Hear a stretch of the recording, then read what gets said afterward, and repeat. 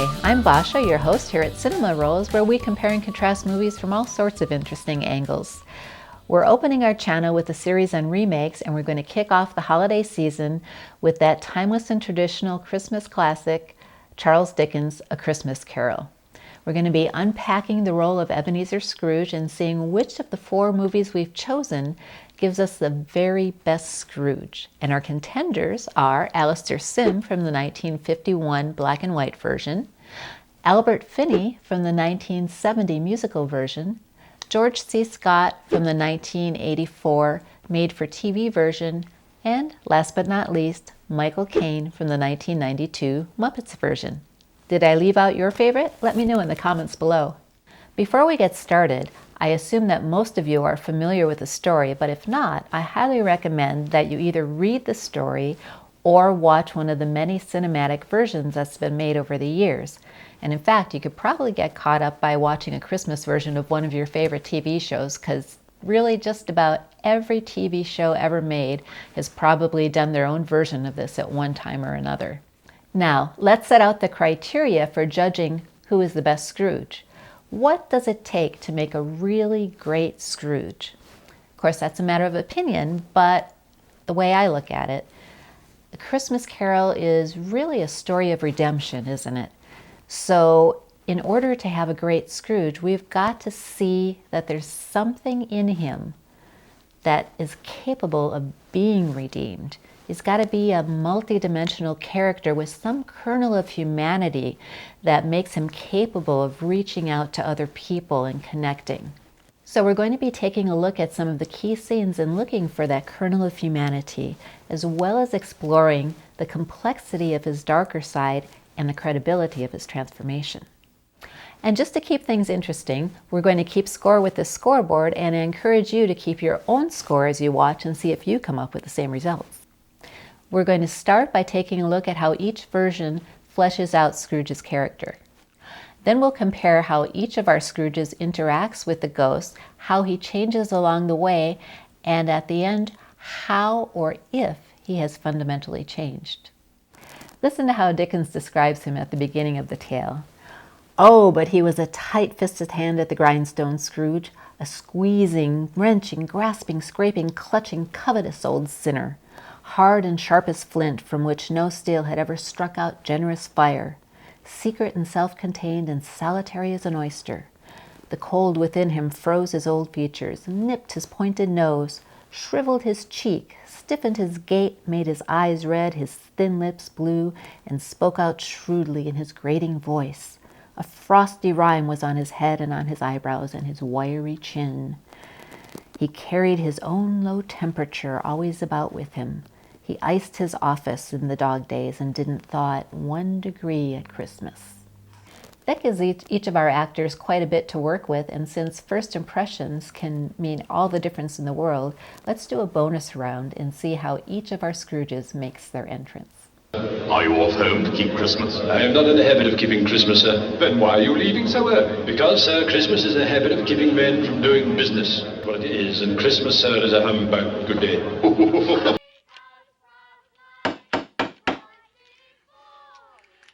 Infernal, horrible caterwauling. Merry Christmas! Get away from me, you scavengers!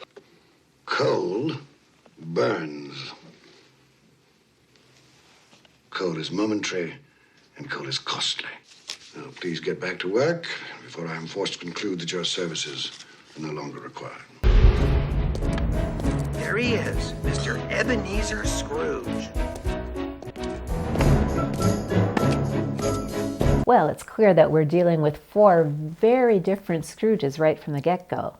Alastair Sim with his efficient, businesslike cynicism, Albert Finney as an old curmudgeon, and then George C. Scott gets fairly interesting. We get more of an in-depth peek into his personality. This Scrooge has a more restrained character, not unlike Alastair Sim. However, is not above making threats to his clerk in order to make a point. They were all good in their own way, but I think my favorite was Michael Caine. That was such a chilly entrance. It really sets him up as the villain. So the first point goes to Michael Caine.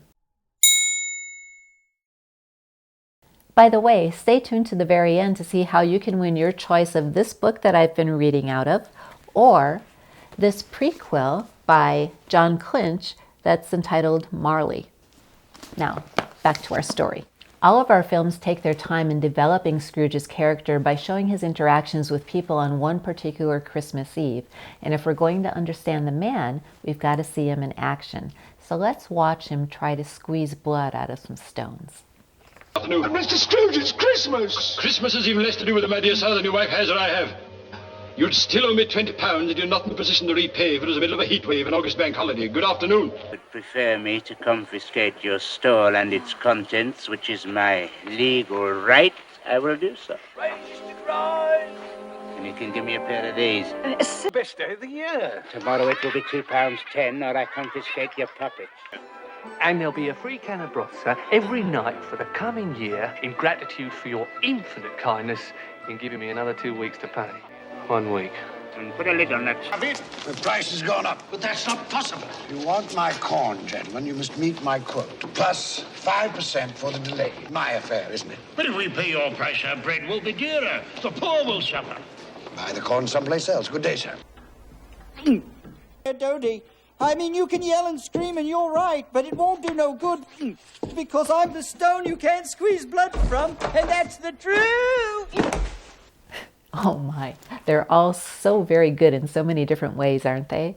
Alastair Sim with his own unique brand of irony, Albert Finney sampling happily all the wares of his debtors while threatening to confiscate everything, George C. Scott sticking it to his investors with a smile on his face, and last but not least, Michael Caine with his sadistic streak, thoroughly enjoying making money at other people's expense.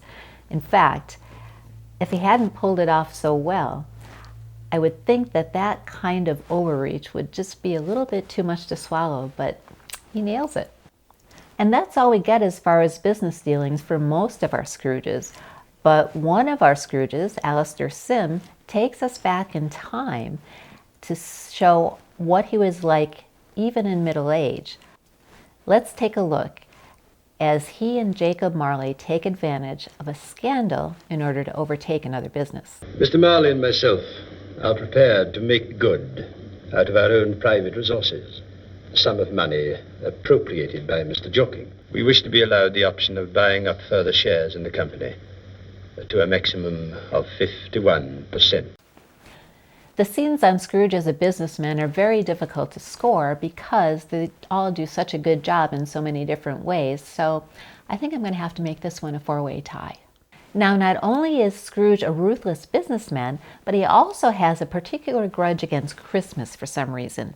And since we meet him on Christmas Eve, let's take a look as Christmas keeps coming at him from every direction, from carolers to people asking for donations from charity to a visit from his nephew inviting him to Christmas dinner. Let's watch old Scrooge try to fend off advances from that relentless seductress, Christmas herself.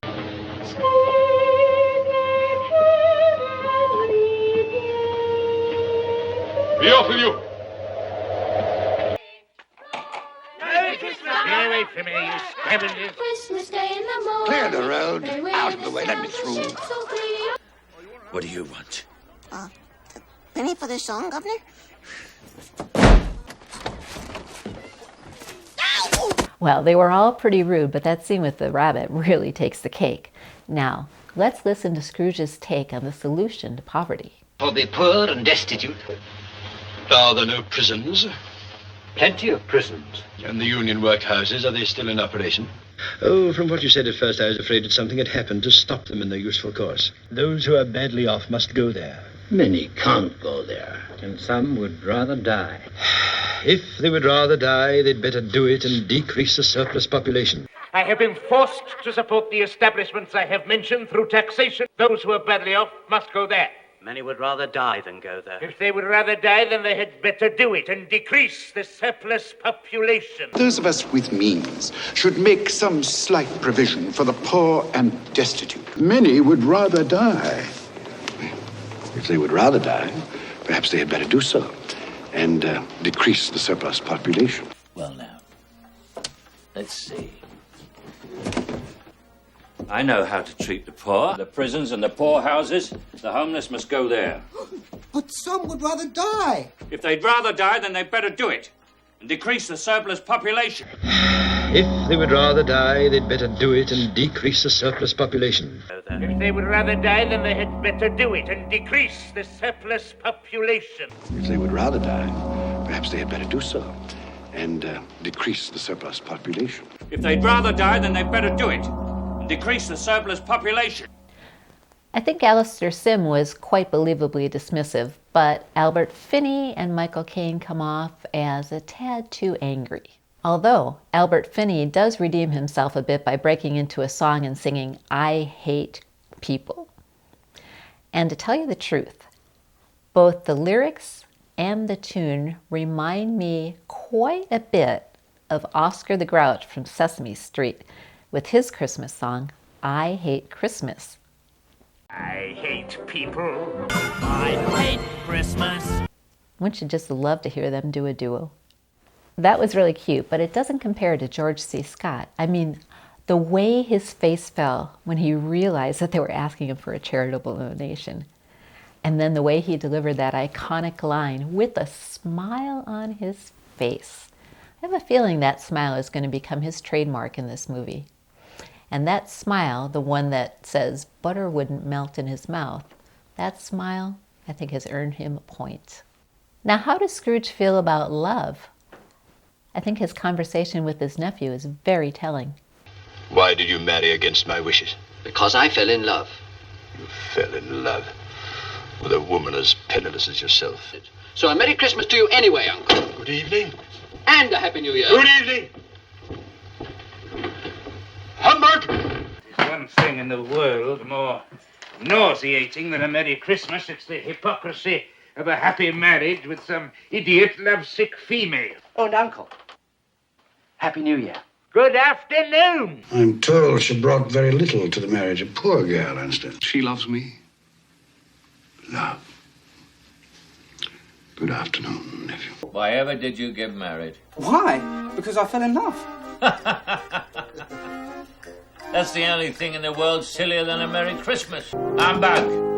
All very solid performances, but the one that has the most depth, the one that starts to hint that there might just be something in Scrooge's past that has led to his feelings about Christmas and about love in general, is Alastair Sim. Take another look at how visibly shaken he looks after his nephew wishes him a Merry Christmas after their argument. So a Merry Christmas to you anyway, Uncle. Good evening.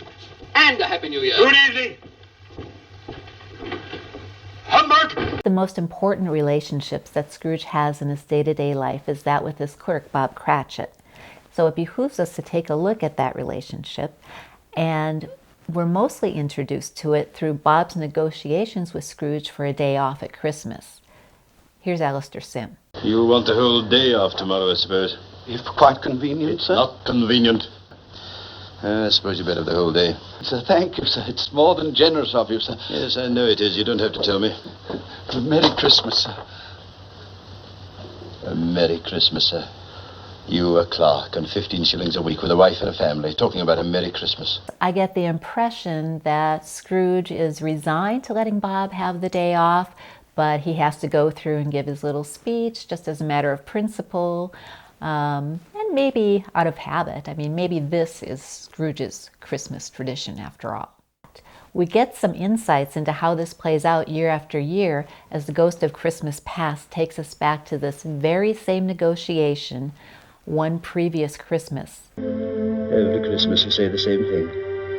And every Christmas it's just as inconvenient as it was the Christmas before. Note the tenderness in old Scrooge's eyes. He actually seems to feel some tenderness for Bob in spite of his crusty demeanor, don't you think? I think that's a very nice setup for what's about to come, and it lays a very nice foundation for his ultimate transformation. Some of the others, he never threatens Bob with the loss of his job. With Albert Finney, we get a very different type of Scrooge right away. He starts threatening Bob right from the get-go. Another word from you, Cratchit, and you will celebrate Christmas by losing your position. Now here come the negotiations showing just how low of an opinion he has of Bob. The trouble with you, Cratchit, is that all you think of is pleasure. I appreciate your kindness, Mr. Scrooge. Yeah. That's my weakness. I'm a martyr to my own generosity. Give you one Christmas day off and you expect them all. Be gone from here and take your infernal Merry Christmas with you. There's another one. 15 shillings a week, a wife and 5 children. Still talks of a Merry Christmas. In fact, he's got a pretty distorted view of himself as well. I find it pretty laughable that he actually seems to think of himself as a martyr to his own generosity. Of course he would. I mean, nobody sees themselves as the villain in their own story, do they? Everyone has some justification for acting the way they do. That's just human nature, and for the first time, we see the humanity in this Scrooge, even if it isn't the most flattering side of humanity. Let's see what George C. Scott brings to the table. Now, we already saw him threatening Bob earlier on, and we see him doing it again. Not a sound from you, and you'll keep your Christmas by losing your situation. And here's the negotiation. You'll want all day tomorrow. If it's quite convenient, sir. It's not convenient. Poor excuse for picking a man's pocket every 25th of December. And I suppose you must have it. Be here all the earlier the next morning, Cratchit. A very solid performance, but nothing out of the ordinary, wouldn't you say? Maybe Michael Caine will spice things up a bit. He never actually threatens Bob himself, but he does seem to take great pleasure in threatening the rest of the bookkeepers who could be sort of seen as stand-ins for Bob in this version. How would the bookkeepers like to be suddenly Unemployed! And how does one celebrate Christmas on the unemployment line? And here's the negotiation.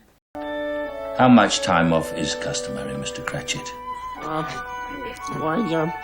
The whole day. Yeah, that's right, the whole day. The entire day? Well, that was interesting.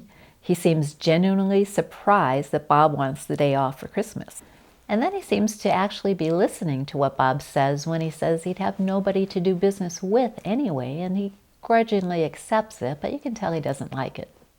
I think the clear winner of this scene is Alastair Sim, partly because of that extra scene where we see his affection for Bob and shows a little bit more dimension to his personality. He's not just an evil, unidimensional villain, which I don't think really exists in real life anyway. Now, let's see who did the best job of building up Scrooge's character. When we left off, our scoreboard had 1 point for Michael Caine's entrance. Since then, we've given all the Scrooges 1 more point for their business dealings. Then we gave 1 point to Alastair Sim for showing us how deeply disturbed he is by the thought of Christmas and showing us that there might be some link between those feelings and something in his past. And we gave him another point for the warmth of his relationship with Bob, so that brings his score up to 3. Then we gave 1 point to Michael Caine for his dealing with the rabbit caroler, and another point to George C. Scott for his delivery of that iconic line about decreasing the surplus population, which, as you probably know, will come back to haunt him. So now, Alastair Sim and Michael Caine are tied for first place with 3 points each. George C. Scott is in second place with 2 points, and Albert Finney is trailing behind with only 1 point. This is getting exciting. How are your Scrooges doing compared to mine? Let me know in the comments below. Will all 3 of them leave Albert Finney in the dust? Keep watching to find out. Having wrapped up our study of Scrooge's character, now let's see how he reacts to being haunted by his now deceased lifelong business partner, Jacob Marley. Here's Alastair Sim.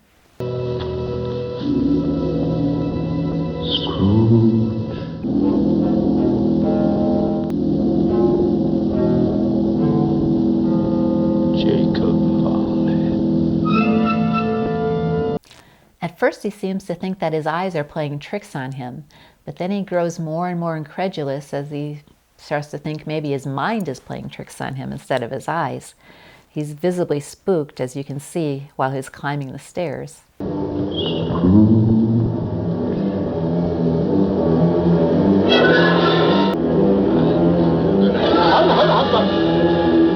And as he starts to settle in for the night, the haunting continues.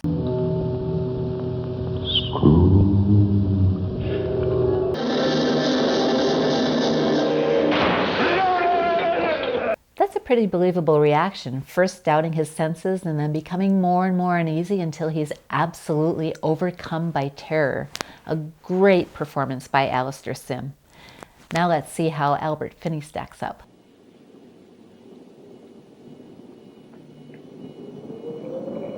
Scrooge. Marley?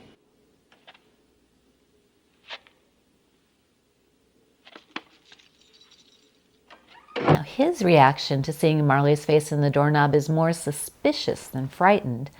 More like meeting an acquaintance in an unexpected place rather than actually being haunted.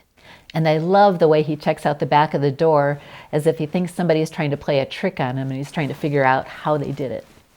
Now let's see what happens as he goes through the house. Merry Christmas, Governor. Merry Christmas. I don't know about you, but if I saw a horse and carriage going through my house in the middle of the night, I think I'd have a bit stronger of a reaction than that. Well, let's see. Maybe something else will get under his skin. Scrooge.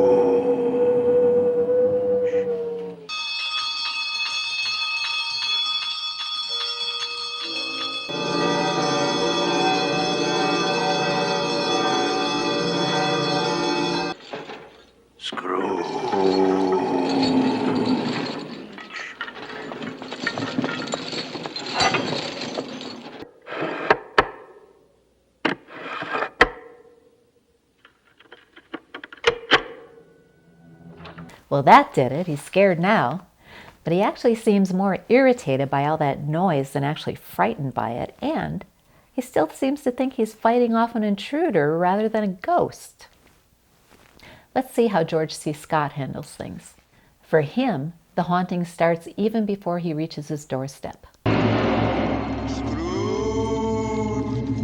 Ebenezer Scrooge. Who's calling me?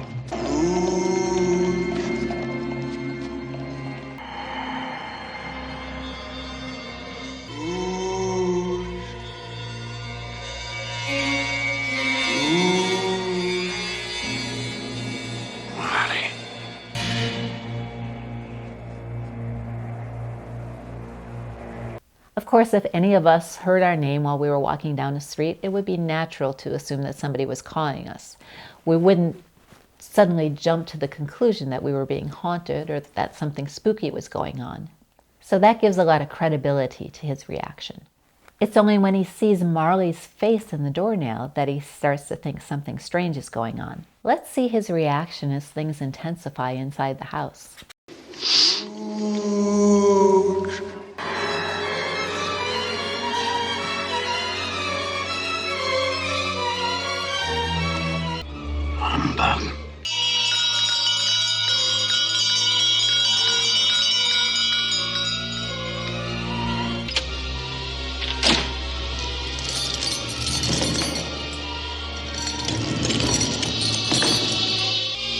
Humbug. I like the way that you can see that he's not a superstitious man, but the cumulative effect of everything that's happening starts to build up until he finally lashes out in anger. It almost seems like he needs that anger in order to keep himself from losing it. I wonder how Michael Caine is going to stack up against all these brilliant performances. Jacob Marley.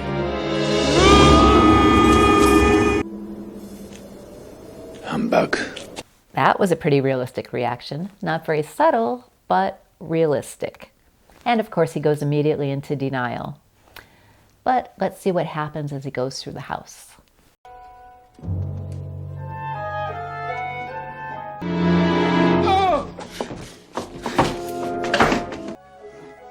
It's my best dressing gown.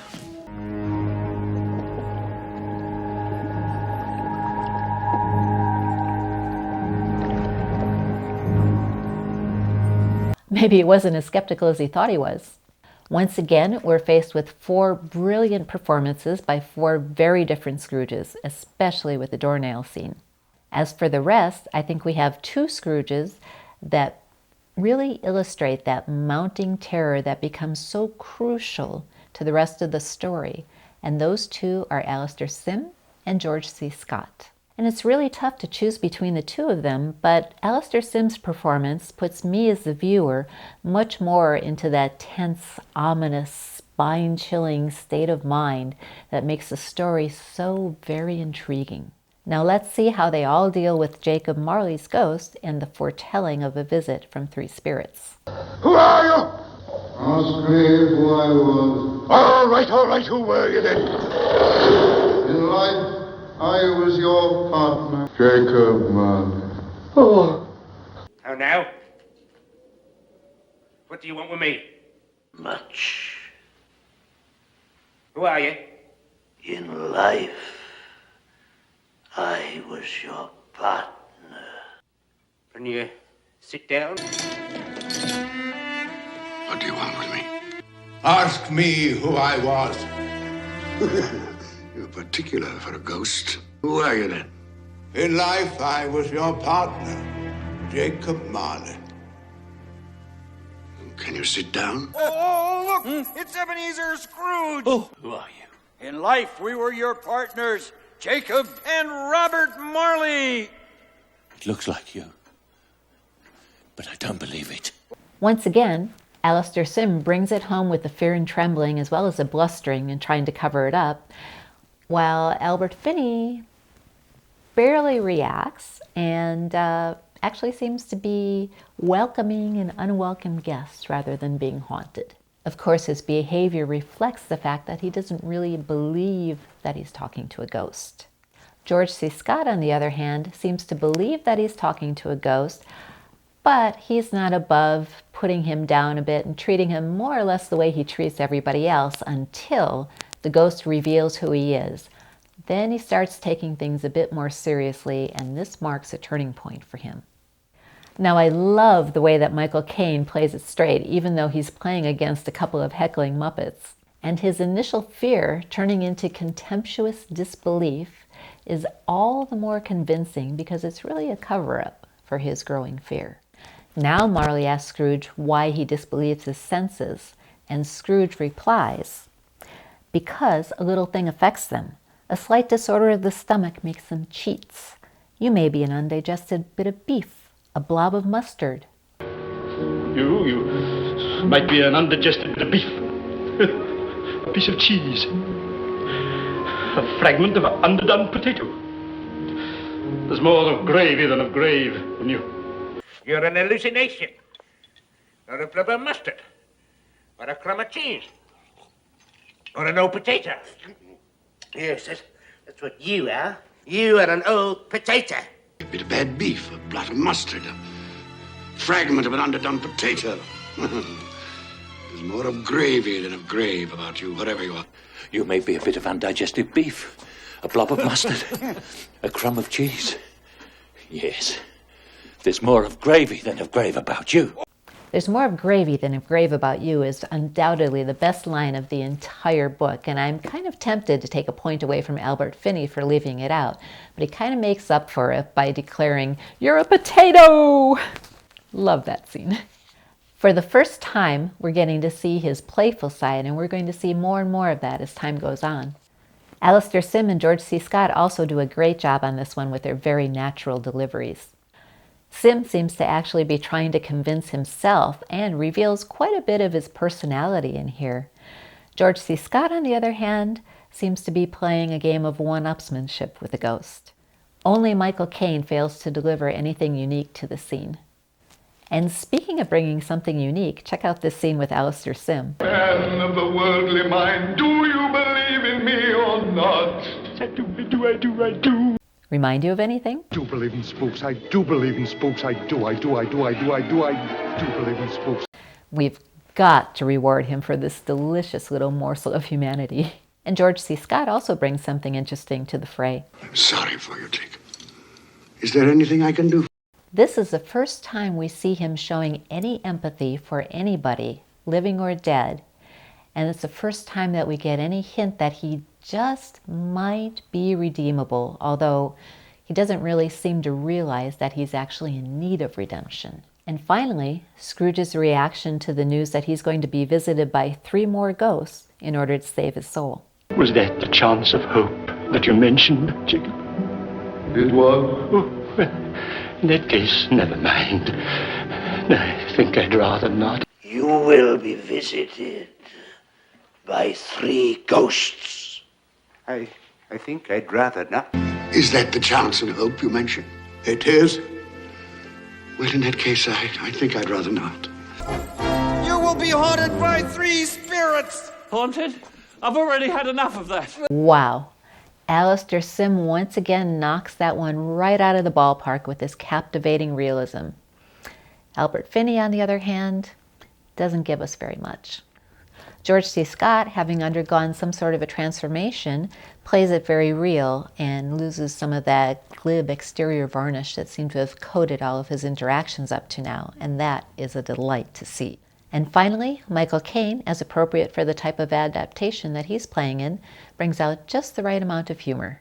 Once again, we have a lot of very different interpretations and some brilliant individual scenes from our various Scrooges.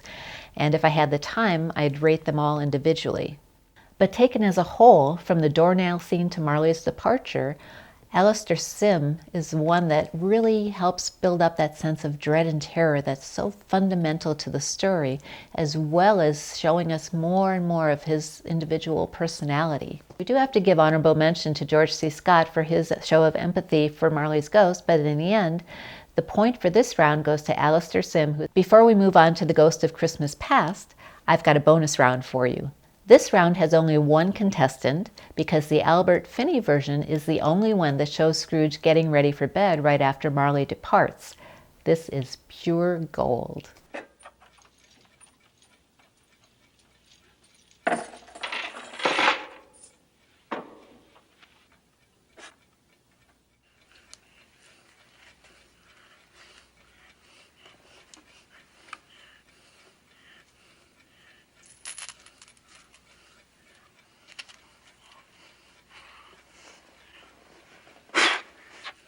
What a glimpse into the inner workings of Scrooge. For all his vast wealth, he's so afraid that somebody's going to take something from him while he's sleeping, alone in his house, that he goes to these great lengths to hide things in different places. It would seem that our Mr. Scrooge has lost so much already that he can't bear to lose anything more. I think this scene deserves a point, don't you? That's better. I hated to see old Albert falling so far behind. Now we come to the part of the story where Scrooge has to look back over his life. Let's watch as he meets the ghost of Christmas past. Are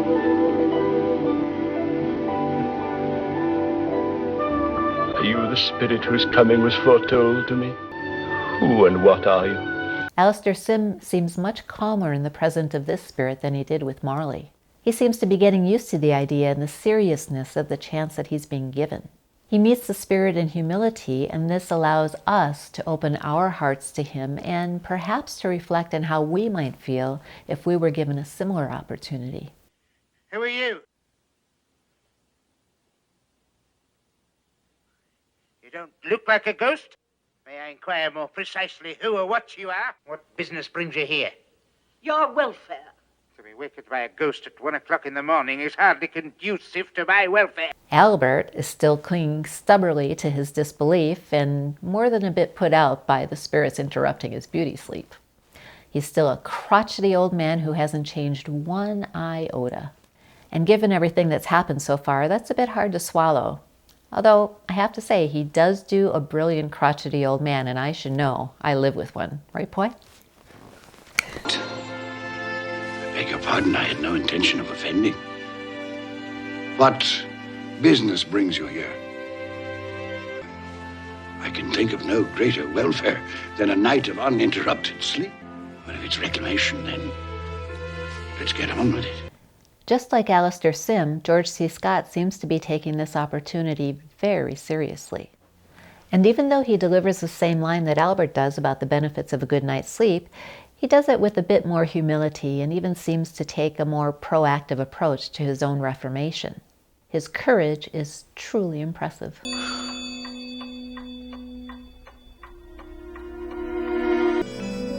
Are you the spirit whose coming was foretold? What business has brought you here? Your welfare. A night's unbroken rest might aid my welfare. Although his facial reaction on waking to the sound of the first bell is truly compelling, Michael Caine doesn't really shine in this scene. He's still hanging on to a lot of anger and doesn't seem to have gone through any transformation yet. So I would say that the points for meeting the ghost of Christmas Past go to Alastair Sim and George C. Scott. Now let's watch as the ghost of Christmas Past takes Scrooge back to his old school. The Alastair Sim version focuses on a visit from his sister Fan just after all the other students have left for the holidays, which Scrooge usually spends alone at the school. Ebenezer. Fan!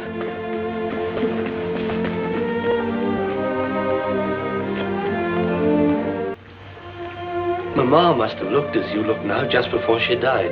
Our sister was always a delicate creature whom a breath might have withered. Your nephew. She died, giving him life. As your mother died, giving you life, for which your father never forgave you. Notice the great depth of feeling that Scrooge has for his sister. This is the first time we see this Scrooge express any feeling for anyone other than himself. I think he's really on the road to an inner transformation now, don't you? Interestingly, the screenwriters explain the reason why Scrooge is always abandoned at school, even during the holidays, by saying that his father held a grudge against him because his mother died giving birth to him. And this is really a very plausible explanation. In fact, it's the only plausible explanation I could think of. But in the book, Fan is actually Ebenezer's younger sister, so his mother couldn't have died giving birth to him. Does taking this artistic license detract from the overall film? I don't think so. Now let's see where Albert takes us. Look how excited he is to see his sister riding on the sleigh. Look, there's my little sister. Fan! Fan! And now seeing himself as a lonely schoolboy while everybody else is outside enjoying themselves. A solitary boy, neglected by his family, is left there still.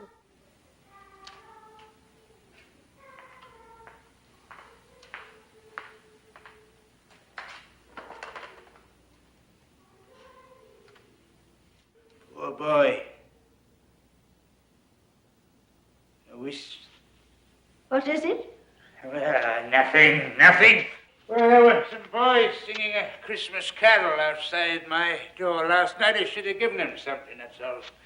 This is the first time that we see this Scrooge showing empathy for somebody else. It's a big step for someone who hasn't even taken baby steps up until this point. Then we see the scene where Fan comes to tell him that he's coming home for Christmas, and as the ghost reminds him of her kindly nature and her early death, we begin to see some of the cracks in his crusty exterior shell, but he's trying so hard not to let it show. Always a delicate creature whom a breath might have withered. But she had a large heart. She had, I'll not deny it. She died a woman, and I believe had children. One child. Your nephew. Yes. He's still holding it in, but isn't that typical of so many people who, the deeper their feelings are, the more they struggle not to let them show? Finney does a great job of showing Scrooge struggling with his inner turmoil while trying to cover it up with anger and sullen resentment. Now let's see the same scene with George C. Scott. See how gleefully he greets his old schoolmates? Hello, Daniel. The big one there, that's David. Tyler, David! Look here, it's Ebenezer! And now observing himself as a lonely boy at school, he gives the same explanation for why he's always abandoned, even during the holidays, that his mother died giving birth to him. His mother is dead. His father holds him a grudge. Why does his father hold him a grudge? She died in childbirth. He has his friends, even on this day. From his beloved books. But not a real child to talk to. Not a living person. Robinson Crusoe, not real. But he also shows us another dimension of that lonely childhood, his escape into the world of fantasy brought about by books. How many children have managed to survive an unhappy childhood through books? I know I did. See, here I am with my head buried in a book, and here I am today still escaping into books and movies. But now comes the really heartbreaking part of the scene. Watch as Fan comes to take Ebenezer home for Christmas. Come along, we mustn't keep Father waiting. Father! There, boy, there. Stand still now. It's time you made your way in the world. I've arranged an apprenticeship for you. You'll move into Mr. Fezziwig's establishment in 3 days' time.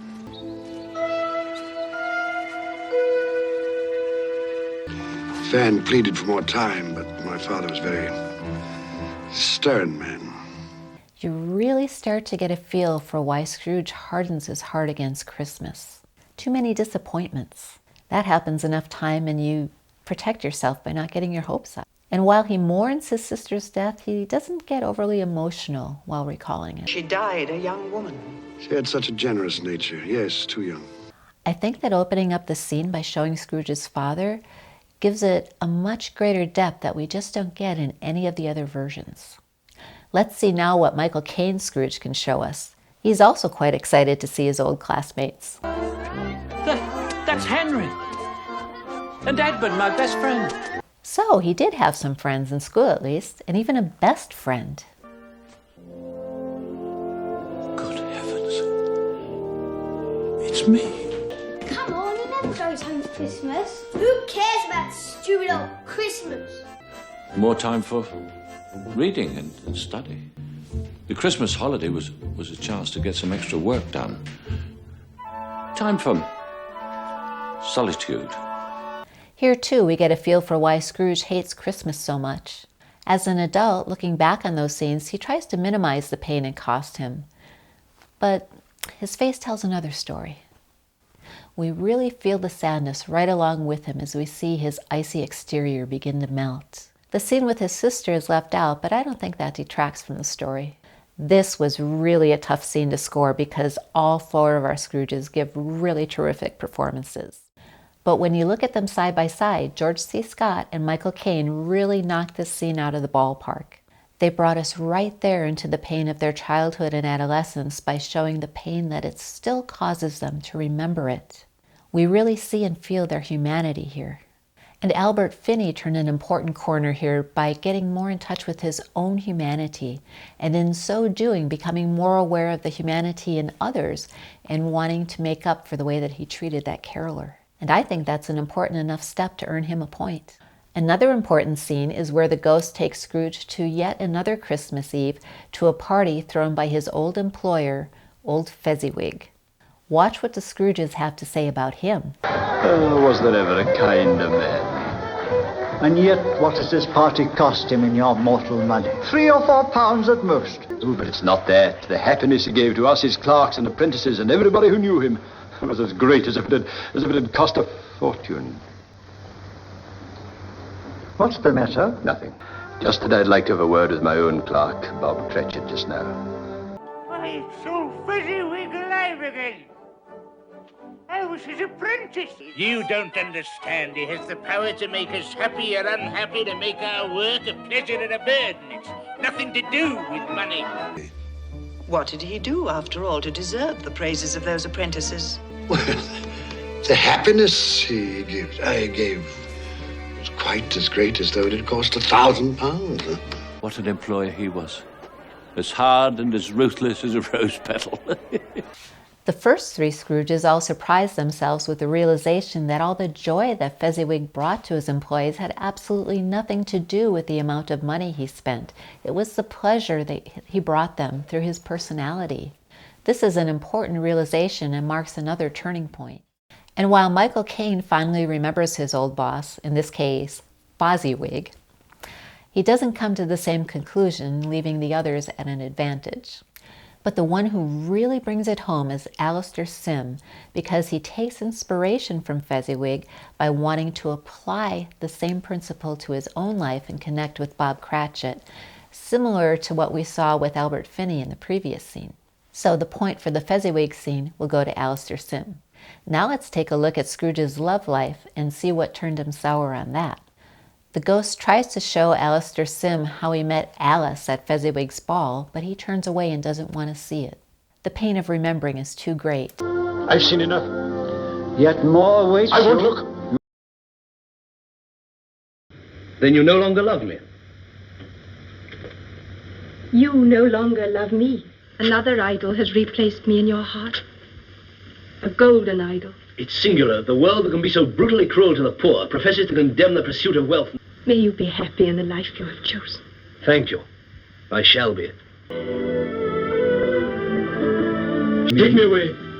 Instead of showing Alice, whose name, by the way, in the original is actually Belle, instead of showing her the depth of feeling that he actually has for her, he covers up his feelings with anger and starts acting as if he's offended rather than hurt by her leaving.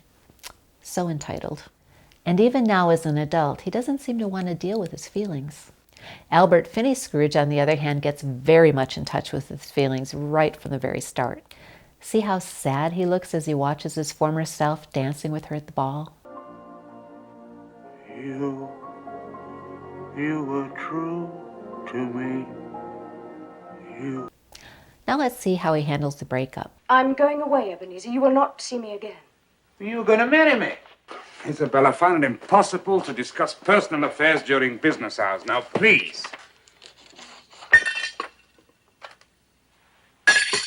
How shall I ever understand this world?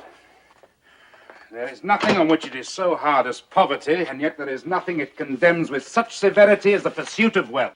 If you met me today, you would not love me. I would, I do. Say something, you fool! Say something! Don't go. It's a mistake. Don't go. Such a fool. Spirit, remove me from this place. I can bear it no more.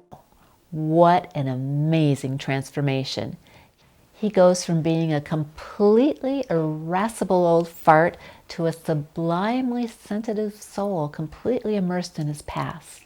The scene is all the more effective because he plays both parts and they both show such depth of character. Now it's evident that the young Scrooge did have deep feelings for Belle, but he's also taken her for granted, and when he begins to realize that he could lose her, the pain is written all over his face. But the most tender moments are when we see old Scrooge looking back on his memory and expressing all those feelings that he was unable to express all those years ago. And the part that really breaks my heart is when they're standing there at the window side by side watching her go. And I have to say, I'm not a big fan of musicals, but the songs that he sings in these last couple scenes carry so much more emotion than what was already there. Bully for you, Albert, oh boy, you finally did it. Can George C. Scott top that? Can anyone top that? Let's see. We find Belle waiting for him on a bench. He's late and not for the first time. Sorry I'm late. I thought you might not come. The time of year and the nature of my business. It's important now that I use my time and opportunities wisely. Go with a full heart. May you be happy in the life you have chosen. I almost went after her. Why didn't you follow her? Upon his death, my father left me a small inheritance. Belle wished to be married, insisting that we could get along on very little. But I wanted something more for both of us. Laid the foundations for financial success, which I have achieved. Spirit, show me no more. Conduct me home. Well, we can see in the young Scrooge's face how shocked and hurt he is by Belle leaving, but the old Scrooge, he seems to have closed his heart. It's little more than a distant memory to him, and you can tell that he's repeated his justifications to himself so often that he's actually come to believe them. Being shown this memory doesn't seem to have brought him any closer to his own salvation as far as I can tell. Let's take a look at what Michael Caine does with this. There was, of course, another Christmas Eve with this young woman, some years later. Oh, please. Do not show me that Christmas. I love you, Bill. You did once. Spirit, show me no more. Why do you delight in torturing me? Although this scene is very short, we do see how deeply sad both the young and the old Scrooge are. This Scrooge is definitely turning around. But I think we all know who's going to take the point for this scene. And although I've never given more than 1 point to anybody for a single scene, I think our Albert deserves at least 2 points for the way he handled this breakup. Now, one of our Scrooges spends quite a bit more time with the ghost of Christmas past, and adds a couple of scenes that don't appear in the other versions. But I think you'll agree that they give us more insights into Scrooge's development both as a businessman and in his personal life. The first scene shows him watching over the deathbed of his sister Fan. You heard her. Forgive me, Fan. Forgive me. Forgive me, Fan. Forgive me, Fan. Although it doesn't appear in the original story, what this scene adds to the film is that it emphasizes the depth of feeling that Scrooge felt for his sister and shows us how greatly his life was impacted by her loss. After Belle left, she was really all he had left in the way of human connection. And now she was gone, and on Christmas Eve at that. Poor old Scrooge. I mean, seriously, does everything bad in this man's life happen on Christmas Eve? It's no wonder he hates Christmas, and no wonder that he buries himself in his work at Old Fezziwig's, where, by the way, he meets Jacob Marley, his future business partner. This, by the way, is a deviation from the book where his colleague at Fezziwig's is called Dick Wilkinson, and he actually goes into business with Marley a little bit later on. But let's take a look at the scene where Scrooge shares his worldview with Marley, who's also apprenticed to Fezziwig. Oh, I think the world's becoming a very hard and cruel place, Mr. Marley. One must steel oneself to survive it, not be crushed under with the weak and the infirm. Quite a foreshadowing of the way he ended up living his life, isn't it? So, in business, Scrooge is taken under the wing of that benevolent old man, Fezziwig, whom he admired so much for his generosity. And how does he end up paying him back? By allowing himself to be headhunted by one of Fezziwig's competitors and eventually buying Fezziwig out. You can see a reflection of what Scrooge has become in the countenance of old Fezziwig as he watches his business sign being taken down and being replaced with that of Scrooge and Marley.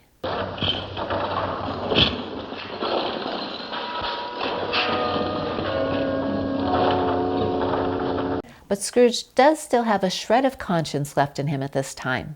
Look at the expression on his face when Marley points out Fezziwig's carriage to him. He knows he's betrayed him, and the remorse just oozes out of him. Thank you, sir. Isn't that old Fezziwig?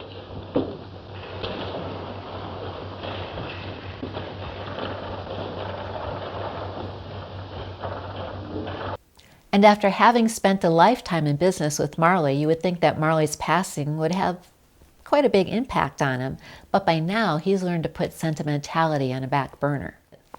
The original story just said that Scrooge worked a full day while Marley lay dying at home, but this version fleshes that out for us a bit more. Mr. Marley, he's dying, sir. Well, what can I do about it? If he's dying, he's dying. The message was for you to go at once. The business of the office is not yet finished. I shall go when the office is closed. He does eventually make his way over to Marley's deathbed after business hours. Let's take a look.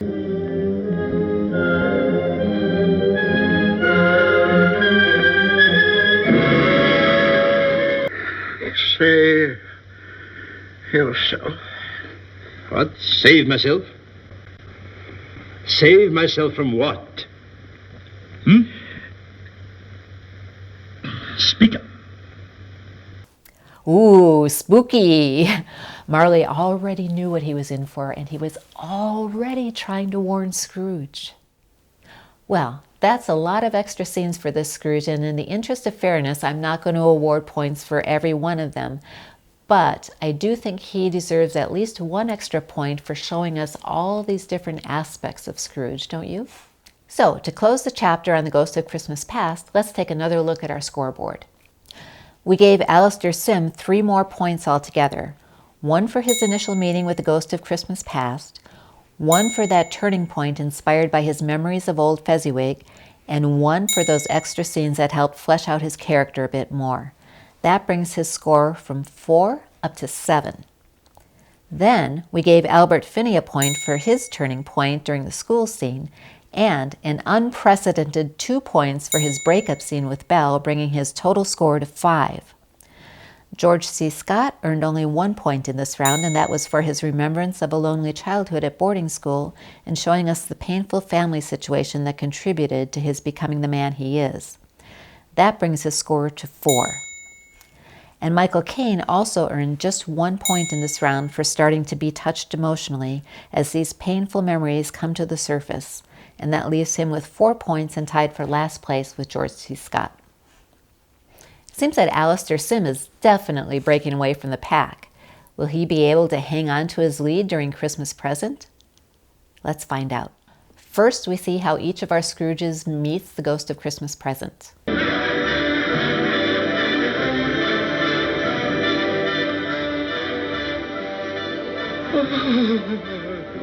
You've never seen the like of me before, have you? Never.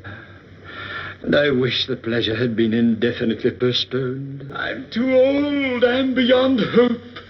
Go and redeem some younger, more promising creature. Leave me to keep Christmas in my own way. This Scrooge was obviously tortured by the memories that he relived with the Ghost of Christmas Past, enough so to make him just want to crawl right back into bed. And he seems utterly without hope of redemption. I kind of feel sorry for him, and Albert Finney is equally reluctant to meet the next ghost.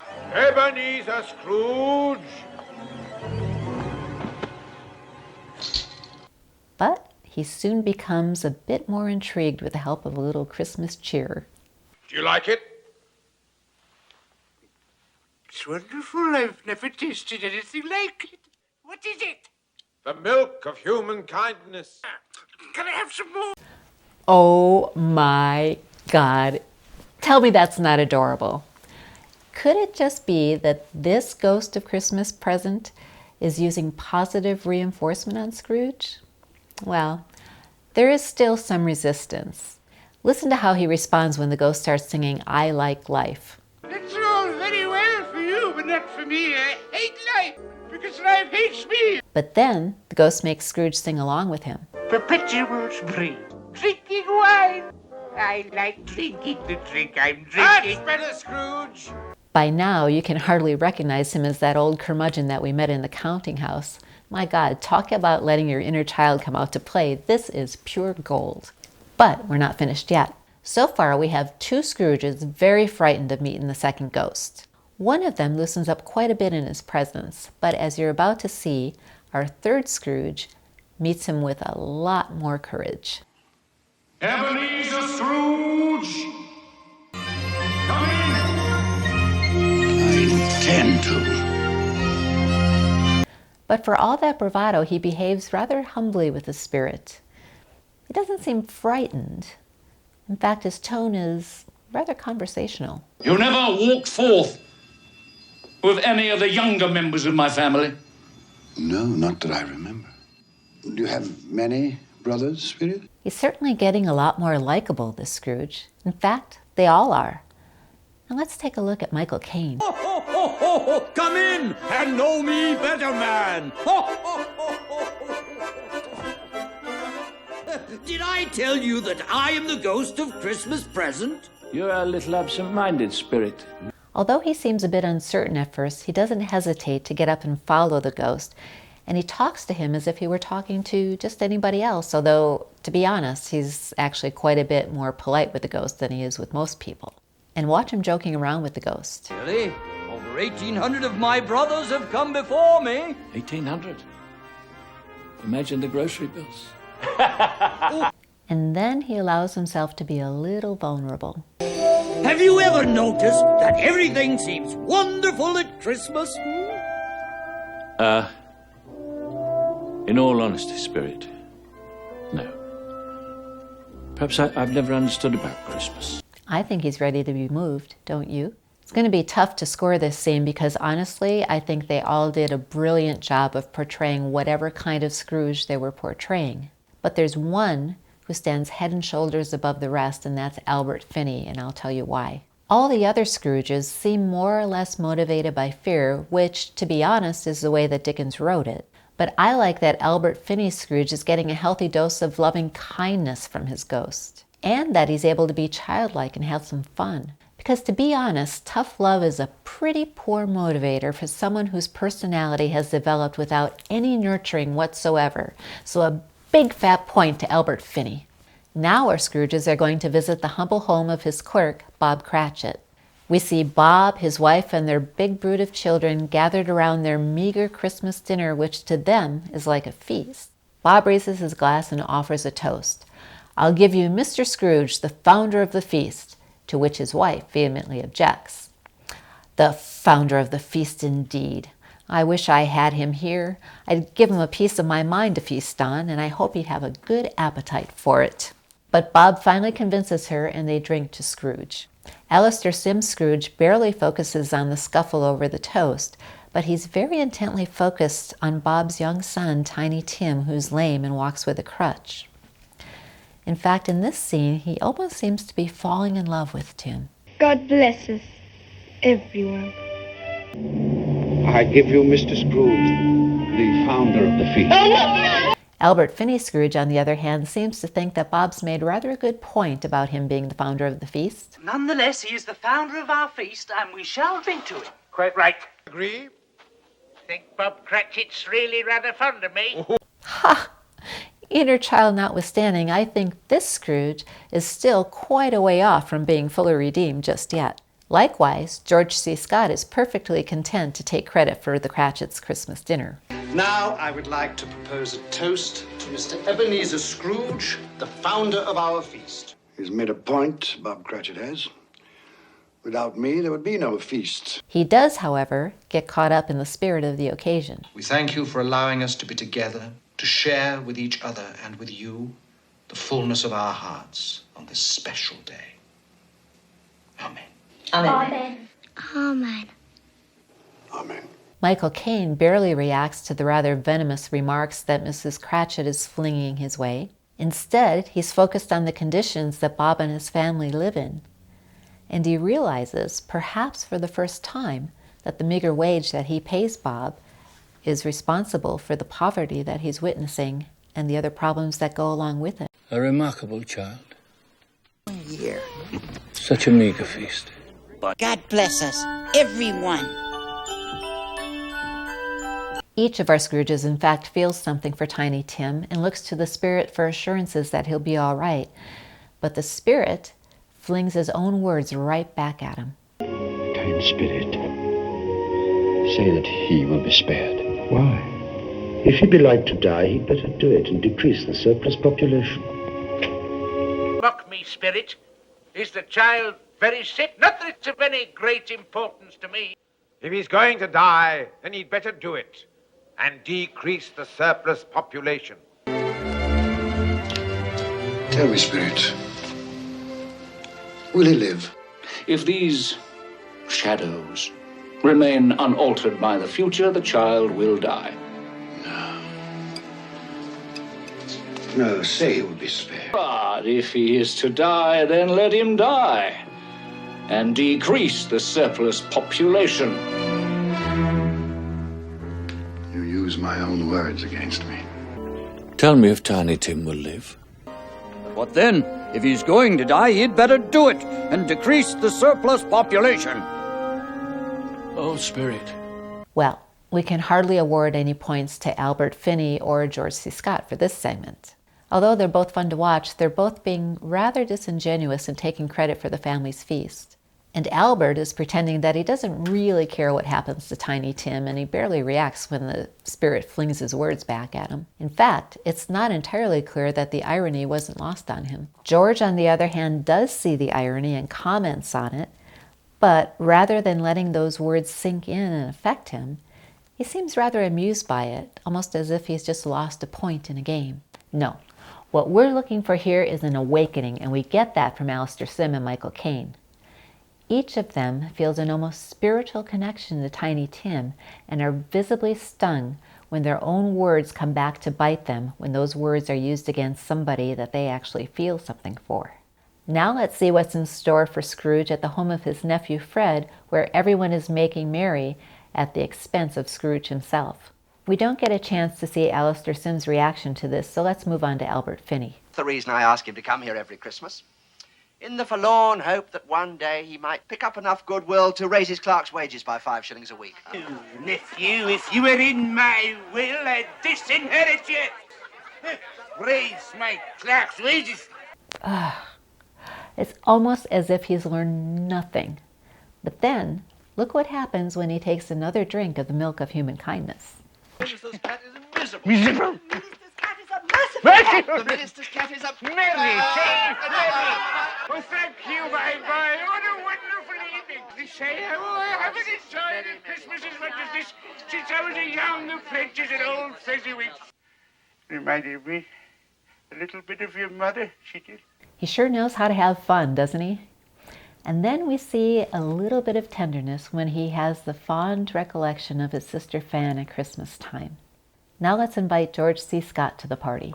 The reason that I talk about my uncle so is that my mother, God rest her saintly soul, was very fond of him. It's true. Fan loved me and I her. Well, they seem to be happy. Well, I suppose that free food and drink would be an occasion for pleasure to most people. Tight as... A drum, anyone knows that. Tight as your Uncle Scrooge's purse strings.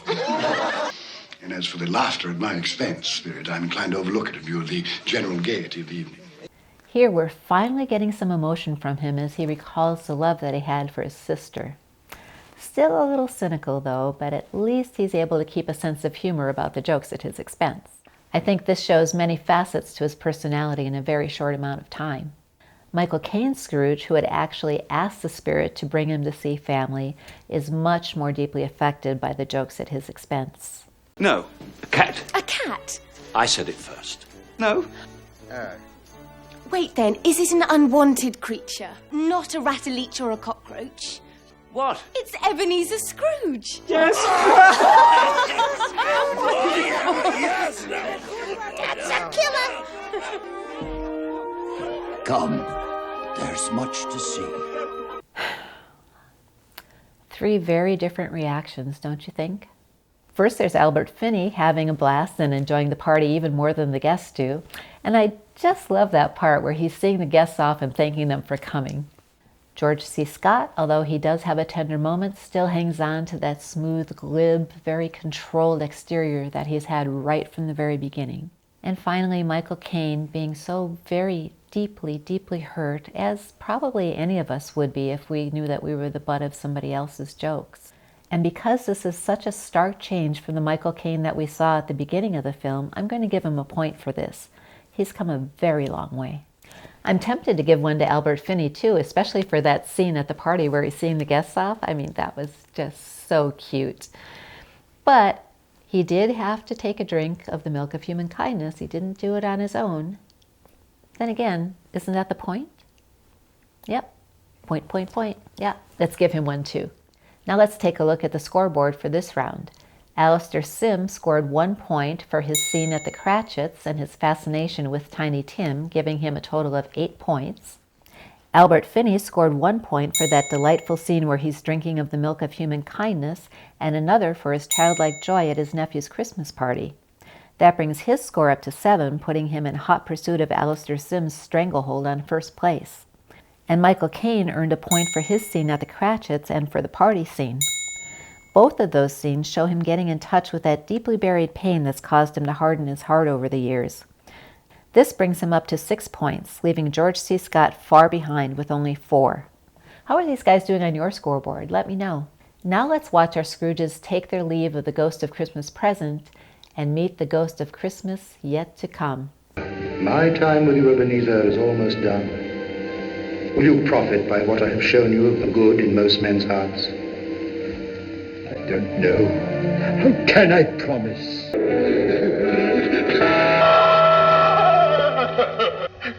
Spirit of the future, I fear you more than any other spectre I've seen. But even in my fear, I must tell you, I am too old. I cannot change. Wouldn't it be better if I just went home to bed? No. Lead me then. My time upon this little planet is very brief. I must leave you now. But we still have so much to talk about. Remember, Scrooge, time is short. And suddenly, you're not there anymore. No, wait! Don't go! Ghost of the future, I fear you more than any apparition I have seen. But as I know your purpose is to do me good, And as I hope to be another man from what I was, I am prepared to bear you company. It's cold. The place is strange. Don't leave me. Spirit. Come back. I wish to talk. Have pity on me. Don't leave me. I fear you. More than any specter I've seen. I am prepared to bear your company. Lead on. Night is waning fast. Time is precious to me. Spirit, do you grow old? I do. Now, but Spirit, I have learned so much from you. Oh, Spirit, do not leave me. I think I must, in fact. You have meant so much to me. You have changed me. Spirit, I fear you more than any spectre I have yet met. I am prepared to follow and to learn with a thankful heart. Oh, yes, yes. The night is waning fast. Wow, powerful stuff. Alastair Sim has been so deeply moved by what he's seen, and he's definitely seen the error of his ways. And he knows that he needs to change, but he just feels so powerless. It's almost as if once the ball's been set in motion, it just can't be stopped.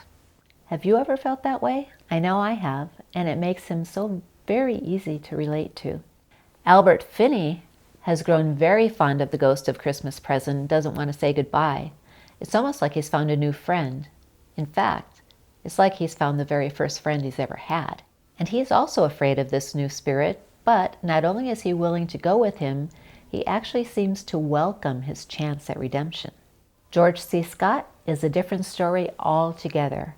He is still so utterly self-motivated. Please don't leave me, the place is cold. It's all out of concern for his own well-being and doesn't have anything at all to do with his feelings, his non-existent feelings, I should say, for the ghost of Christmas Present. And, like any other narcissist, when he doesn't get his way, he just starts barking out commands. And although he admits to being afraid of the ghost of Christmas yet to come, his manner with the ghost is expedient, to say the least. As if he were the one in charge. Let's get going. Time is precious to me. Chop, chop. A brilliant performance, but this Scrooge is just so utterly unredeemed. And then we have Michael Caine.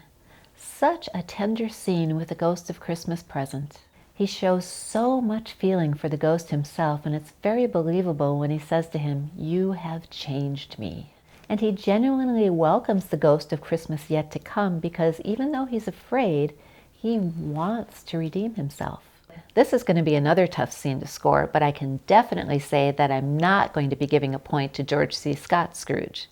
Because at this point, I want to see at least some indication that there's some deep inner change going on, and I don't see that with him.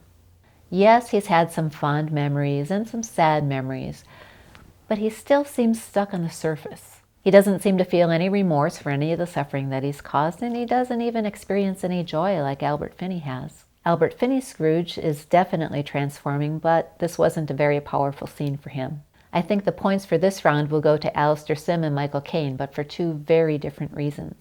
We have seen in earlier scenes that Alastair Sim's Scrooge is transforming. He's feeling empathy, he's feeling tenderness, he's feeling remorse, all these feelings for other people. But he doesn't have any faith in himself. So he scores a point for showing us just how human he is. I mean, how many of us have wanted to make a change in our lives, but we don't do it because we're afraid. That's very human. And Michael Caine's Scrooge is a real champion by now. So much tenderness for the ghost of Christmas Present, and such a feeling of gratitude for the extraordinary opportunity he's been given to change. Now, in most of our versions, the ghost of Christmas yet to come takes Scrooge around to a scene where a bunch of people are talking about the death of somebody that they hold in very low esteem indeed.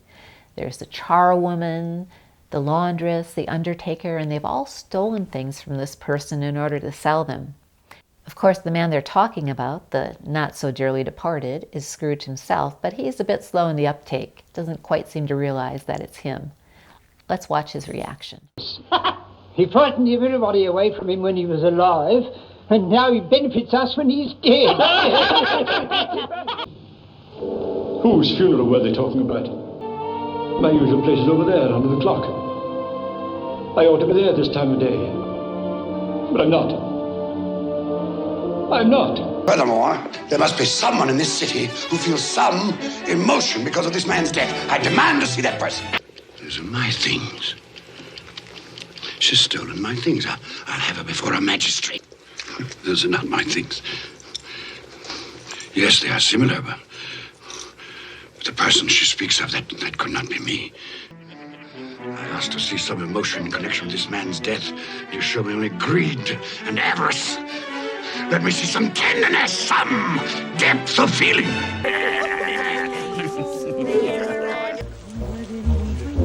So, back from the house of sadness, I see. Sad that he didn't die. Let me see some tenderness connected with this world, or I'll be haunted by that terrible conversation forever. Alastair Sim and Michael Caine are both very relatable in this scene. Alastair Sim for his realization of the need to change, but his utter helplessness in making that change come about.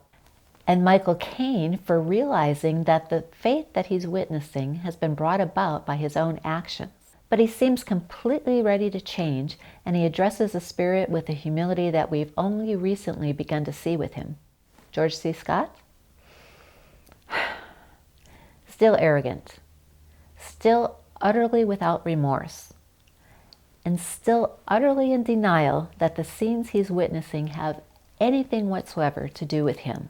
And still barking out orders and commands, he almost seems to think that he can stave off that fate by brute force. Is there any hope for this man whatsoever? Now, you may have noticed that we haven't seen Albert Finney in this round yet. That's because the 1970 version took a completely different tack to get the same point across. The spirit brings him to a huge crowd that's gathered in the street where the soup vendor, who happens to owe Scrooge a lot of money, is giving a rousing speech, thanking Scrooge for something truly wonderful that he's done that day. And he even starts to sing a song. It's the nicest thing anyone's ever done for me. All these people owe me money. They love me and I never knew. 3 cheers for Mr. Scrooge! What did I do? What did I do? Scrooge has absolutely no idea that the wonderful thing that he's done to make everybody so happy is die. And he even goes on to give a speech of his own, thanking everyone for the great honor that they've bestowed on him, never realizing the whole time that his own coffin is being carried out of the building right behind his back, while everybody's tearing up the debts that they owe to him. Pure gold. Friends, I thank you from the bottom of my heart. I shall remember this moment until my dying day. Maureen's a jolly good fellow. Yep, another solid gold scene from Albert Finney. I'm telling you, when he nails it, he nails it. He has definitely earned his point for this round, and so has Michael Caine. I'm also tempted to give a point to Alastair Sim, but I'm getting a little frustrated with his lack of courage. At this point, I think he needs to either cook or get out of the kitchen. That's a euphemism for shit or get off the pot. He does give a very outstanding, believable performance, but since this is not a search for the best actor, but for the best Scrooge, I think we're going to have to pass him up this time. As for George C., it's beginning to get a little bit late in the game for him to not even be showing any signs of redemption, so no points for him this time either. Nope. This time we give 1 point to Michael Caine for coming to grips with the lessons that he needs to learn, and another point to Albert Finney for the childlike belief that people could be so admiring of him even when he's treated him so very, very terribly. Doesn't really bring him any closer to redemption, but it's pretty amusing and true to life. In the last scene, some of our Scrooges asked the spirit to show them some tenderness. I think they meant for themselves, because at this point, even though they might not be admitting it, I think they're beginning to realize that this person who has died is themselves. But the spirit had a different sort of tenderness in mind, so he takes Scrooge to the home of Bob Cratchit, where the family is passing their first Christmas without Tiny Tim. Thee with his feathers, and under his wings thou shalt trust. His truth shall be thy shield and buckler. Oh, Rob!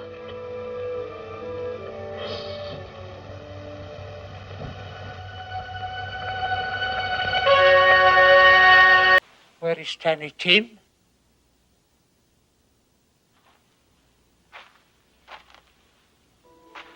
Take me to him. Spirit, you've shown me a Christmas yet to come that mingles great happiness with great sadness. But what is to become of me?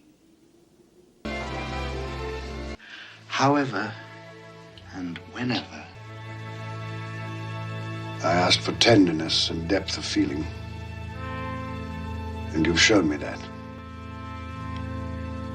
Nothing more I need see. Not Tiny Tim. Oh, Spirit, must there be a Christmas that brings this awful scene? How can we endure it? Alastair Sim is visibly moved, and he says so much without even saying a word. But still, I would have hoped for just a little bit more from him here. I would have wanted this to be a wake-up call for him, for it to be the moment where he grabs the bull by the horns and fully commits himself to making those changes. And he may well be thinking it, but we don't see that here. Albert Finney also seems genuinely stricken by Tiny Tim's death, but then in the next breath he's asking, what's going to become of me? So in a way, he's just like a small child who, although he can feel affection for others, he's aware of them, but still the whole world seems to revolve around him. And maybe that goes hand in hand with this childlike behavior earlier. I mean, a childlike personality is something that can cut both ways, can't it? It's often seemed to me like people with a childlike personality can also be very childish. Then there's George C. Scott. Clearly moved, and yet he's so, I don't know, Spock-like. It's like, yep, I've got the point, let's move on. I think it's getting a little late in the game for him. Michael Caine, heartfelt, tender, completely focused on Tiny Tim. This is what I would have liked to have seen from all the Scrooges at this point. He is the clear winner of this scene. So, for the round on the Ghost of Christmas Yet to Come, we gave a point to Alastair Sim for his meeting of the ghost, bringing his total score to 9. We gave 1 point to Albert Finney for his highly amusing acceptance speech at his own funeral, bringing his score to 8. And we gave Michael Caine 3 points altogether. 1 for the empathy that he shows the ghost of the Christmas present and his welcoming of a chance to redeem himself with the Ghost of Christmas Yet to Come.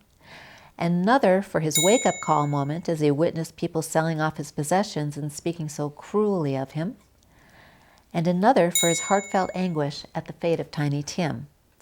That brings his score up to 9, which means that he is now tied with Alastair Sim for the lead.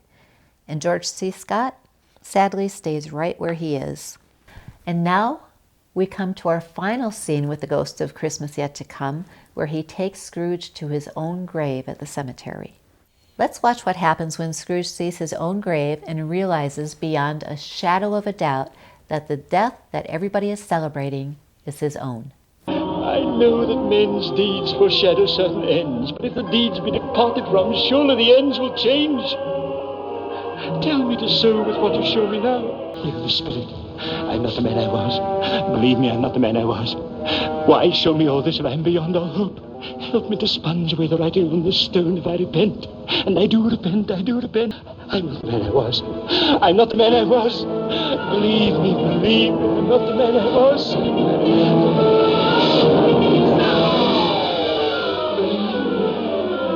I'm not the man I was. Men's courses will foreshadow certain ends. I accept it. But if those courses be departed from, the ends must change. Dear me, I am not the man I was. I will not be the man I must have been but for this visitation. Why show me this if I am past all hope? Say that I may change these things by an altered life. Who was the wretched man whose death brought so much glee and happiness to others? These events can be changed. A life can be made right. Ebenezer Scrooge. Oh, please, Spirit, no. Hear me, I'm not the man I was. Why would you show me this if I was past all hope? Oh, George C. Scott. Still so matter-of-fact. Until you see your own name on the grave, that is. And somehow, I'm completely unmoved by your begging and your proclamations that you are not the man you used to be. Because quite frankly, I haven't seen any evidence of that yet. Your words are entirely self-serving and I don't feel sorry for you at all. Alastair Sim doesn't commit to changing his life until he sees his own grave either, but with him, we can believe that he's not the man that he used to be because we've been tracking those changes all along. We saw evidence of his existing affection for Bob Cratchit, and we even saw him practically falling in love with Tiny Tim.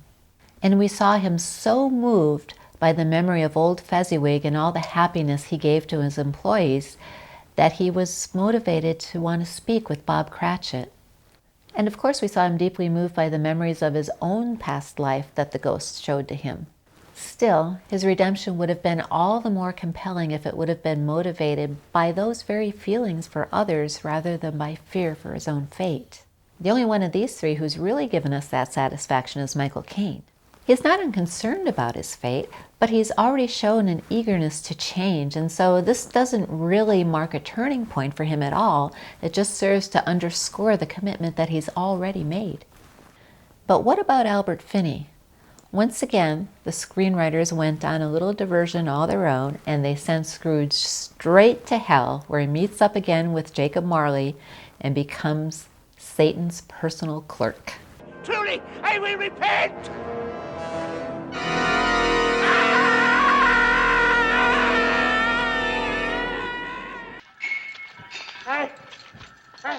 I'd rather hope I'd end up in heaven. Did you indeed? Your activities in life were so pleasing to Lucifer that he has appointed you to be his personal clerk.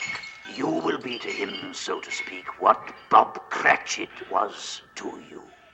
That's quite a change, isn't it? Help me! Help me! Bah, humbug. Well, that was amusing. But just like George C. Scott, his repentance, if you really want to call it that, comes from self-interest. So once again, Michael Caine is the clear winner of this round, bringing his score up to 10 points, now passing Alastair Sim for the lead and leaving Albert Finney trailing by 2 points and George C. Scott by a whopping 6 points. Now, when Scrooge wakes up in his bedroom and realizes that he's still alive, how does his life change? A Merry Christmas, Ebenezer! You old humbug! I must stand on my head. I must stand on my head.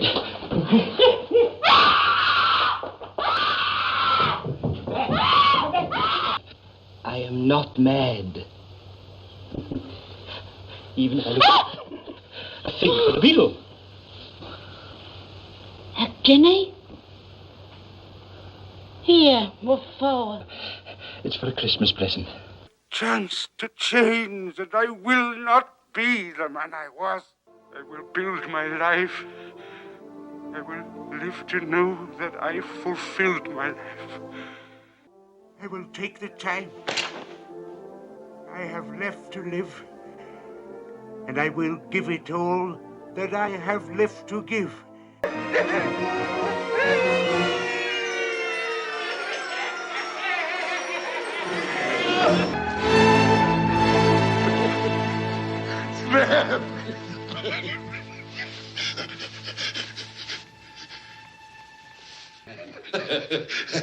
Merry Christmas to everybody, and a Happy New Year to the world!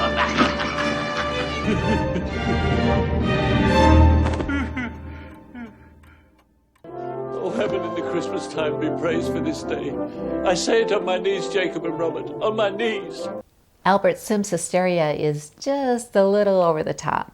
Perhaps understandable for somebody who's gone through what he's been through, but I think I prefer Albert Finney's more measured, more concerned vow and commitment to change himself. He seems like he's really thinking about what he's saying and trying to etch those vows into his heart. George C. Scott, on the other hand, just seems happy to have saved his own skin, and his Merry Christmas comes off as more than just a little bit forced. This Scrooge has come through his entire journey without making any fundamental changes to his personality. And like Albert Finney, Michael Caine's Scrooge seems very sincere and truly changed, so they both earn a point for that. Now, of course, they all go into the world and put what they've learned into practice. Albert Finney, in keeping with the times that the film was made, goes on a shopping spree and practically buys out the toy store. I'll have that, and some of those, and the hobby horse, and then some flutes, and some trumpets, and that doll. Mr. Scrooge, what has happened? What's happened? It's perfectly simple, Pringle. I've discovered that I like life. I do like that he's discovered that he likes life. I've always thought that positive reinforcement is a much stronger motivator than fear or punishment. And after the toy store, he meets Fred and Fred's wife in the street, showers them with gifts, and accepts their invitation to Christmas dinner. George C. Scott dresses up in his Sunday best. Do you suppose he had that red vest all along? And he goes out to buy his way into heaven, or so it seems to me. Like angels, yes, exactly. You sing excellent. Not pleasant to you. Allow me to beg your pardons, and please accept my pledge to the poor and needy. And while Michael Caine also goes around showering people with gifts, I'm convinced that he's learned about the joy of giving because he's also experienced the joy of receiving.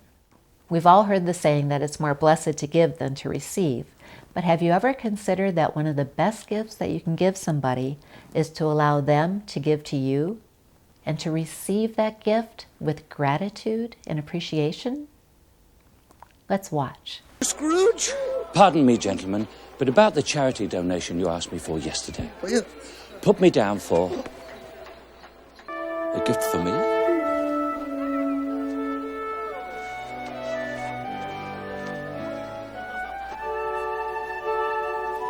Thank you.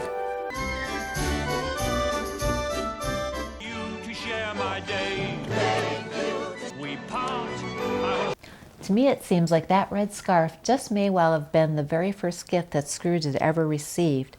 And once he understood how good it feels to be on the receiving end, he wants to spread that joy to everyone around him. And the giving continues. Just like in the book, all of our Scrooges bring a huge turkey or goose to Bob Cratchit and his family. Albert Finney and Michael Caine deliver theirs in person. And Albert Finney even dresses up like Santa to do it. This dolly is for you, my dear, and this one is for you, and this pretty little dolly is for you. You still don't recognize me, do you, Bob Cratchit? Your Father Christmas? No. I haven't gone mad, and on Monday when your salary will be doubled... Doubled? He has gone We'll mad. sit together and discuss how I can help you. Tom Jenkins! About that £6 you owe me. Keep it, it's my Christmas present to you. God bless you this Christmas Day, Mr. Scrooge. No, all that lavish gift giving, especially of toys, I think probably was not the custom in the mid-1800s when the story was written. And especially, I don't think they had that concept of a Santa Claus. There may have been a Father Christmas, but Albert Finney looks a bit more like the Coca-Cola version of Santa Claus. And I'm not really sure that that modernization really serves the story very well. And it also seems a bit unrealistic that the Cratchits wouldn't recognize him until he pulls his beard down. But I did think that canceling the debts was a really nice touch, and then we see the same guy who had been singing so joyously about his death before, now singing about something wonderful he's done while he's still alive. That's got to count for something. Now, Michael Caine's Scrooge combines the last few scenes of the story into one.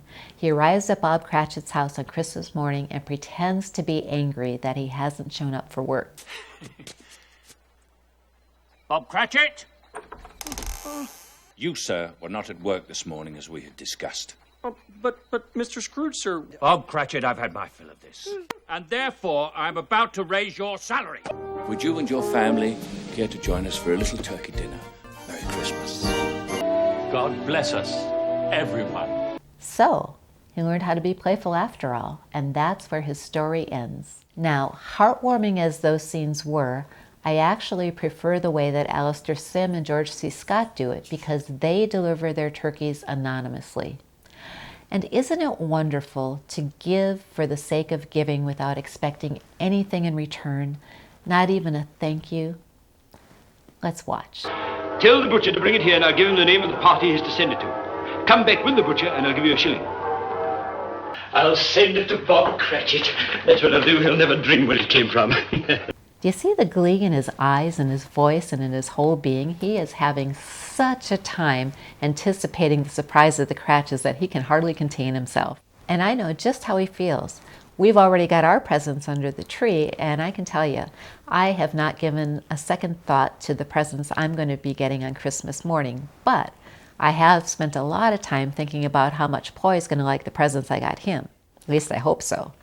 Fingers crossed. Let's see if we witness the same exuberance in George C. Scott. You'll take this fine bird to Bob Cratchit in Camden Town. The directions are all written down. You leave immediately this very moment. Yes, sir. You'll say only that it comes from a friend. Nope. Just kind of falls flat, doesn't it? He's doing all the right things, but there just doesn't seem to be any joy in it. It's just like everything is another business transaction, something he has to do to tick off all the boxes. Now, I think Albert Finney and Michael Caine are even better gift givers than him because even though they deliver their gifts in person, they do it with so much joy. Well, Michael Caine may be finished with his Christmas, but the rest of them are going to go and have Christmas dinner with their nephew Fred. Albert Finney goes home first, hangs his Santa beard on the doornail, and has a little chat with Marley. I have to leave you now. Must go and get ready. I'm going to have Christmas dinner with my family. That is just so heartwarming, isn't it? You can tell just what an important moment this is for Scrooge, who's probably never ever had Christmas dinner with his family before. And this is where this Scrooge's story comes to an end, but let's look in on Alastair Sim's celebration. Is it too late to accept your invitation to dinner? Too late? I'm delighted, delighted. Can you forgive a pig-headed old fool for having no eyes to see with, no ears to hear with? Isn't that another wonderful gift?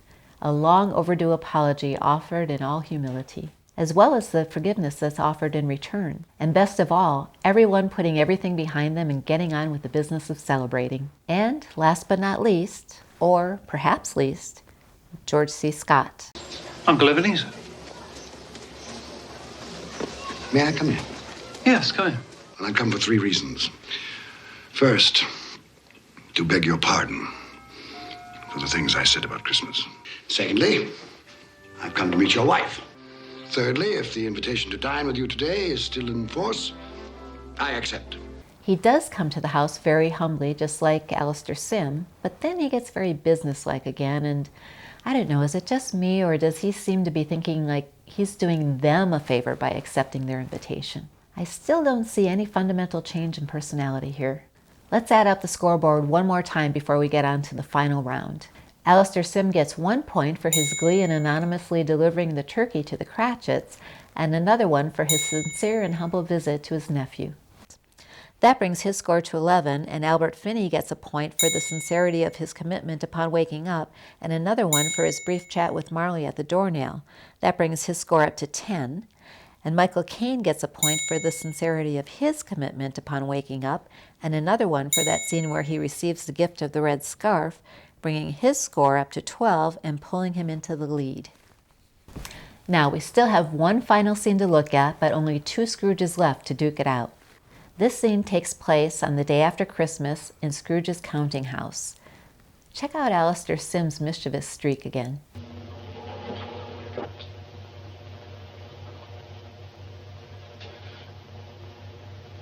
Cratchit, you're late.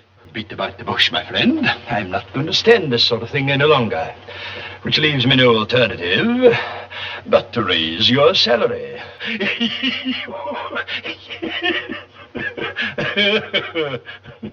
I want to try to help you to raise that family of yours, if you'll let me. We'll talk it over later, Bob, over a bowl of hot punch. And there's that hysteria again. I suppose someone who doesn't really have any experience of having fun could get that way, kind of like a little kid who's having too much fun and can't really contain all their energy. But I do love the playful way in which he teases Bob and the sincerity of his offer for help. I can believe that these two men become friends in the future. Now let's see how George C. Scott handles it. 9 o'clock late again, eh, Cratchit? We'll see about this. Mr. Cratchit! Well, I'll tell you, my friend, I'm not going to stand for this any longer. Therefore, I am going to double your salary. A Merry Christmas to you.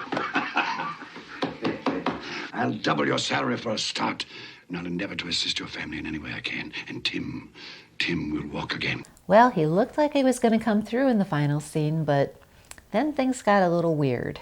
That hug, where there had been no affection between the men before, seemed more like a dominance move to me than actual affection. It was icky.